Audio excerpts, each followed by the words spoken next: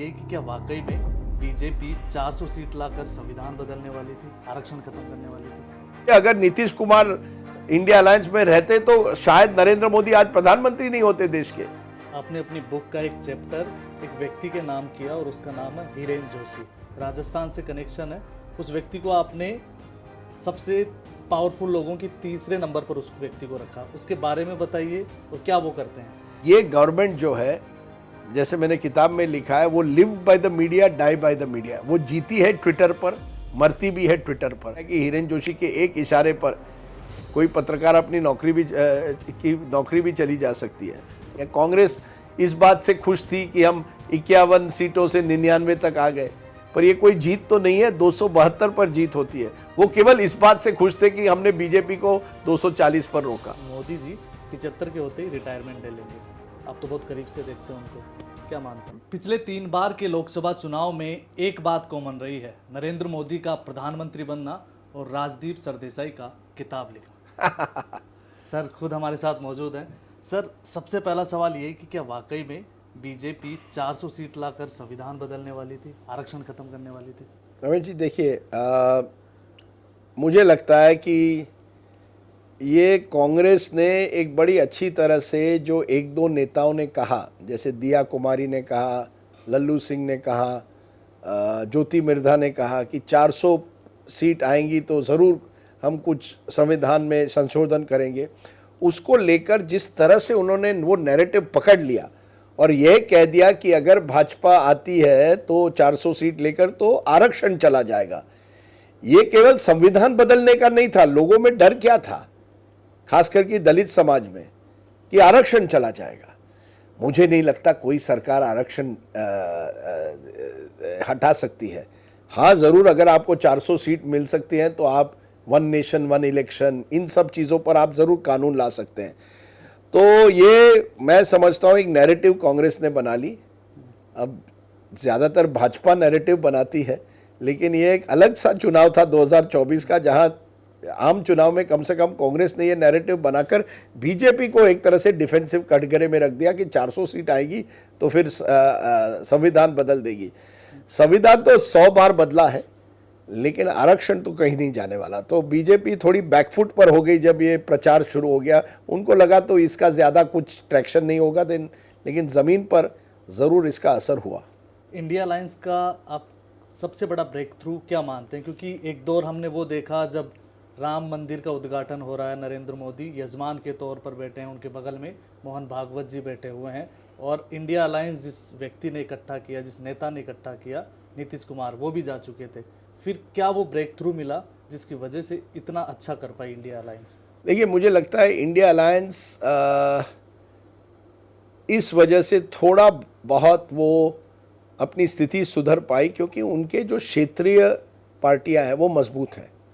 तो फिर आप बंगाल में तृणमूल कांग्रेस लीजिए, या तमिलनाडु में डीएमके लीजिए, या उत्तर प्रदेश में समाजवादी पार्टी लीजिए, या कुछ हद तक महाराष्ट्र में एनसीपी और शिवसेना, उस चुनाव में इन क्षेत्रीय पार्टियों ने कांग्रेस को भी लिफ्ट किया।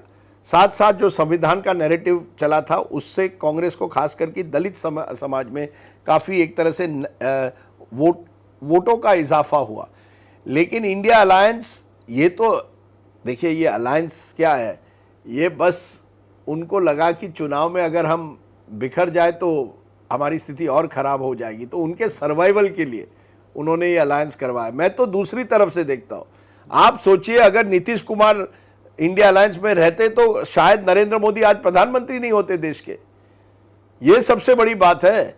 इंडिया अलायंस ने किया क्या? इंडिया अलायंस ने मौका गंवाया, मैं कहूँगा। अगर इंडिया अलायंस, जो मैंने पिछले साल जुलाई के महीने में नीतीश कुमार के घर पे, जून के महीने में नीतीश कुमार के घर में पटना में बनते हुए देखा था, अगर वो अलायंस 1 साल और रह पाता, 14 महीने रह पाता उस अलायंस में, उस समय एनसीपी भी एकजुट थी, उस समय जेडीयू उस अलायंस का एक मुख्य अंग थी। अगर नीतीश कुमार कन्वीनर होते और वो अलायंस एक साथ रहता तो सोचिए, आज शायद नरेंद्र मोदी देश के प्रधानमंत्री नहीं होते। तो मैं तो दूसरी तरफ से देखता हूं, इंडिया अलायंस ने किया नहीं, जो नहीं किया, ये सवाल उन पर उठना चाहिए। लेकिन फिर भी इलेक्शन कैंपेन जब शुरू हुआ उससे ज़्यादा बेहतर प्रदर्शन करके दिखाया। क्या बड़ी वजह मानते हैं आप? इसकी बड़ी वजह देखिए, मैं मानता हूं ये देश विविधता का है। सबसे बड़ा कारण है कि हम भूल गए कि इस देश में कई ऐसे राज्य हैं जहां बीजेपी नंबर 1 पार्टी नहीं है। बीजेपी बंगाल की नंबर 1 पार्टी नहीं है, बीजेपी तमिलनाडु की नंबर 1 पार्टी नहीं है। उत्तर प्रदेश और महाराष्ट्र ने चौंका दिया, ये मैं मानता हूं। इसीलिए मैंने किताब का टाइटल रखा इलेक्शन दैट सरप्राइज्ड इंडिया।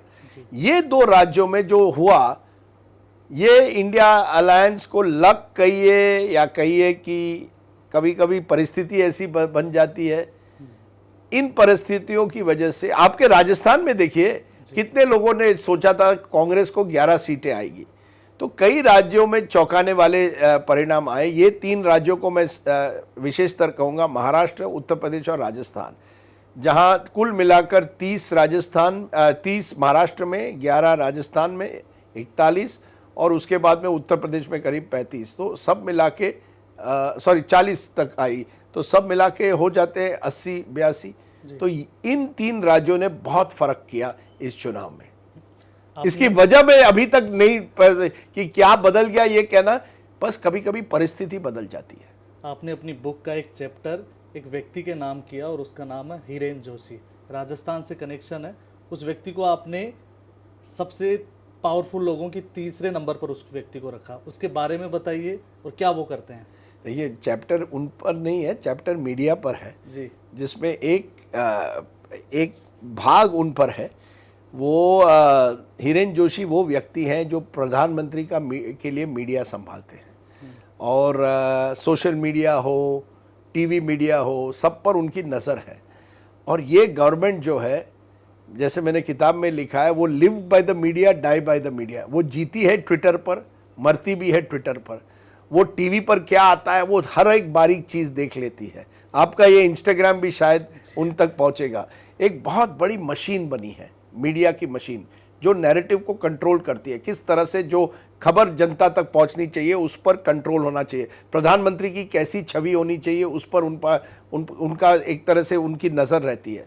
ऐसे समय में अगर कोई मंत्री भी कुछ डॉक्यूमेंट्री बनाना चाहे या कुछ मंत्रालय बनाना चाहे, उनको प्रधानमंत्री कार्यालय से परमिशन लेना पड़ता है।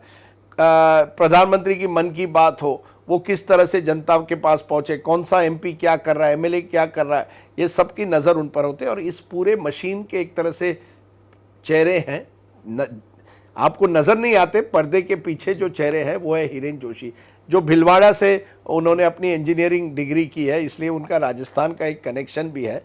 और हिरेन जोशी से मेरी व्हाट्सएप पर बातचीत हुई है, लेकिन और एक दिन हम डेंटिस्ट मैं उनका डेंटिस्ट और मेरा डेंटिस्ट एक ही है, तो वो डेंटिस्ट से बाहर आ रहे थे, मैं अंदर आ रहा था। पहली बार मैं उनसे तब मिला था, लेकिन मैंने उनको पूछा था कि मैं चाहता हूं कि आप जवाब दे जो सवाल मैं उठा रहा हूं, क्योंकि ये कहा गया कि हिरेन जोशी के एक इशारे पर कोई पत्रकार अपनी नौकरी भी चली जा सकती है। तो मैंने उनसे पूछा था कि इस पर, उन्होंने कहा मैं जवाब नहीं दूंगा। देखिए, हर सरकार में ऐसे लोग होते हैं जो मीडिया संभालने का काम करते हैं, बट क्योंकि मोदी जी की सरकार मीडिया पर इतना निर्भर है, उनके मीडिया इमेज पर इतना निर्भर है, इतने लोग हैं पूरे पीएमओ में केवल ये मीडिया का काम कर रहे हैं, इसीलिए मैंने कहा हिरेन जोशी जो है नरेंद्र मोदी और अमित शाह के बाद 3रे सबसे महत्व व्यक्ति अगर इस सरकार में कोई है तो वो है हिरेन जोशी। लोकसभा चुनाव 2024 का बीजेपी के लिए बड़ा सेटबैक था, लेकिन हरियाणा चुनाव और फिर महाराष्ट्र, क्या वो उन लोगों ने कमबैक कर लिया है, और अगर कर लिया है तो क्या वो इनकी स्ट्रेटजी रही जिसकी वजह से ये आज इस स्थिति में पहुंचे? देखिए, मैं कहूँगा कि बिल्कुल कमबैक किया है। महाराष्ट्र और हरियाणा के चुनाव के बाद बीजेपी में एक नई ऊर्जा आई है। ये एक भी दर्शाता है कि एक चुनाव से आप ये नहीं कोई निष्कर्ष निकाल सकते कि विपक्ष पूरी तरह से मजबूत हो गया या बीजेपी कमज़ोर हुआ है। मैंने मेरे किताब में भी कहा है कि देखिए, बीजेपी अभी भी देश की नंबर 1 पार्टी और नरेंद्र मोदी इस देश के नंबर 1 नेता है, लेकिन अगर वो समझे कि पूरे देश पर आप अपने आप पर एक ही व्यक्ति या एक ही पार्टी का दबदबा रहे, वो नहीं होने वाला। विपक्ष को भी ये जानना चाहिए था कि आपको 272 सीटें तो नहीं आई, सरकार तो आपकी नहीं बनी है। कांग्रेस इस बात से खुश थी कि हम 51 सीटों से 99 तक आ गए, पर ये कोई जीत तो नहीं है, 272 पर जीत होती है। वो केवल इस बात से खुश थे कि हमने बीजेपी को 240 पर रोका। इसलिए मुझे लगता है कहीं ना कहीं जो मशक्कत करनी चाहिए थी महाराष्ट्र और हरियाणा के लिए, वो हुई नहीं। राज्यसभा लोकसभा और विधानसभा में बहुत फर्क होता है। लोकसभा के चुनाव अलग मुद्दों पर होते हैं, संविधान एक बड़ा मुद्दा था जो विधानसभा में नहीं था। विधानसभा में मुद्दे लोकल होते हैं, क्षेत्रीय मुद्दे होते हैं और क्षेत्रीय लीडरशिप भी होनी पड़ती है, लोकल लीडरशिप। कांग्रेस वहाँ कहीं कमज़ोर पड़ गई, विपक्ष वहाँ कमज़ोर पड़ गया।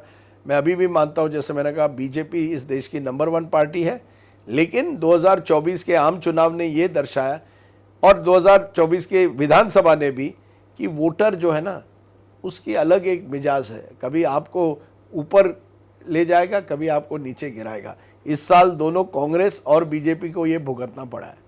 बीजेपी संगठन और आम जनमानस में ये बात प्रचलित है, चर्चा भी होती है कि मोदी जी 75 के होते ही रिटायरमेंट ले लेंगे। आप तो बहुत करीब से देखते हैं उनको, क्या मानते हैं? मैं करीब से देखता हूँ, मैं जानता नहीं उनको, उनके मन में क्या हो रहा है कौन जाने, लेकिन रिटायर नहीं होते, नेता नहीं रिटायर होते। मोदी जी जैसे रिटायर नेता कहीं नहीं जा रहे। आप जान लीजिए, ये अगले चुनाव भी लड़ेंगे, उसके बाद का भी चुनाव लड़ना चाहेंगे। जवाहरलाल नेहरू 17 साल से प्रधानमंत्री थे, उनका रिकॉर्ड वो तोड़ना चाहते हैं। जनता तय करेगी रिकॉर्ड तोड़ेंगे या नहीं, लेकिन वो कहीं रिटायर नहीं हो रहे। रिटायर तो आप और हम जैसे लोग होते हैं। एक बार आपके हाथ में सत्ता आ जाए, कौन छोड़ता है सत्ता। मैंने मेरी किताब में भी एक किस्सा दिखाया, नरेंद्र मोदी जी एक बार कुर्सी पर बैठ गए, बस की कुर्सी पर। वो बस की कुर्सी नहीं छोड़ना चाहते थे, तो प्रधानमंत्री की कुर्सी कहाँ छोड़ेंगे। आखिरी सवाल, बीजेपी हमेशा से ये माना जाता है कि बीजेपी रीजनल पार्टियों को ख़त्म कर देती है यूज़ करके। कांग्रेस के जस्ट उल्टा होता है, कांग्रेस के साथ ओरिजिनल पार्टियों के सामने समर्पण कर देती है। कहाँ दिक्कत आ रही है? देखिए, बीजेपी को ये पता हो गया है कि रीजनल पार्टीज अगर उनको भारत पर पूरी तरह से हावी होना है तो रीजनल पार्टीज को धीरे धीरे ख़त्म करना पड़ेगा। क्योंकि जानिए, ये रीजनल पार्टी जो क्षेत्रीय पार्टी है, ये ज़मीन से जुड़े हुए हैं, इनके नेता ज़मीन से जुड़े हैं, उनके कार्यकर्ता ज़मीन पर हैं, उनके पास संगठन है और जो राज्य कर रहे हैं उन पे उनके पास साधन भी है। तो बीजेपी ने, आप देखेंगे, गोवा में एक पार्टी हुआ करती थी, महाराष्ट्रवादी गोमांतक पार्टी, उसको धीरे धीरे ख़त्म कर दिया। असम में पार्टी थी, असम गण परिषद, उसको कमज़ोर कर दिया। आप कुछ हद तक कह सकते हैं जेडीयू को भी, नीतीश कुमार को धीरे धीरे कमज़ोर कर दिया है। चिराग पासवान जैसे नेता अब उन पर, बीजेपी पर एक तरह से निर्भर है। महाराष्ट्र में देखिए, एकनाथ शिंदे कल तक राज कर रहे थे महाराष्ट्र पे, अब कह रहे हैं यार मैं कहीं का नहीं रह गया हूँ, उप मुख्यमंत्री बन गए, लेकिन अब वो बीजेपी पर डिपेंडेंट है। बीजेपी चाहती है कि एक तरह से क्षेत्रीय पार्टी कमज़ोर हो जाए। जेडीएस जो है, कुमारस्वामी की पार्टी, अब वो बीजेपी की एक छोटी एलाई बन गई है, जो एक ज़माने में कर्नाटका की बड़ी पार्टी हुआ करती थी। तो क्षेत्रीय पार्टियों को कमज़ोर करना, मुझे लगता है एक रणनीति है बीजेपी की, ताकि बीजेपी बढ़े। दूसरी तरफ कांग्रेस की दुविधा ये है कि जहां क्षेत्रीय पार्टी उभर कर आती है, कांग्रेस कमज़ोर हो जाती है। बंगाल का उदाहरण ले लीजिए, तमिलनाडु का उदाहरण ले लीजिए, आंध्रा का उदाहरण ले लीजिए। एक बहुत इंटरेस्टिंग बात है, इस देश में करीब 9 ऐसे मुख्यमंत्री हैं जो पहले कांग्रेस में रहे हैं। 9, 29 में से 9 मुख्यमंत्री पहले कांग्रेस में रहे, दूसरी पार्टी में चले गए, क्षेत्रीय पार्टी में चले गए, भाजपा में चले गए, मुख्यमंत्री बन गए। तो कांग्रेस को सोचना पड़ेगा, एक तो ये नेता चले क्यों जाते हैं, और 2, जब ये चले जाते हैं इतने आसानी से इतनी सफलता कैसे पाते हैं। फिर वो एक ज़माने में जगन मोहन रेड्डी हो, ममता बनर्जी हो, ये बीरेन सिंह मणिपुर के हो, ये तो सब कांग्रेस ही रहे हैं एक ज़माने के, सब चले गए। और जैसे चले जाते हैं उनको वहाँ अच्छे एक जगह मिलती है उस पार्टी में। मैंने किसी को कहा कि एक ज़माने में बीजेपी कहती थी हम कांग्रेस मुक्त भारत चाहते हैं। इस चुनाव में, 2024 के आम चुनाव में, करीब 114 ऐसे एमपी थे जो पहले कांग्रेसी थे। तो जहां कांग्रेस मुक्त भारत की बात होती है, अब हमें बात करनी चाहिए बीजेपी युक्त कांग्रेस युक्त बीजेपी। कांग्रेस युक्त बीजेपी बन गई है, बीजेपी कांग्रेस मुक्त भारत नहीं बना है। तो कांग्रेस छोड़ो, बीजेपी चले जाओ, मंत्री बन जाओ या कभी मुख्यमंत्री बन जाओ, फिर वो ज्योतिरादित्य सिंधिया हो या फिर बीरेन सिंह हो। आपको जगह है, बीजेपी में जगह है कांग्रेसियों को। Thank you sir. Thank you so much.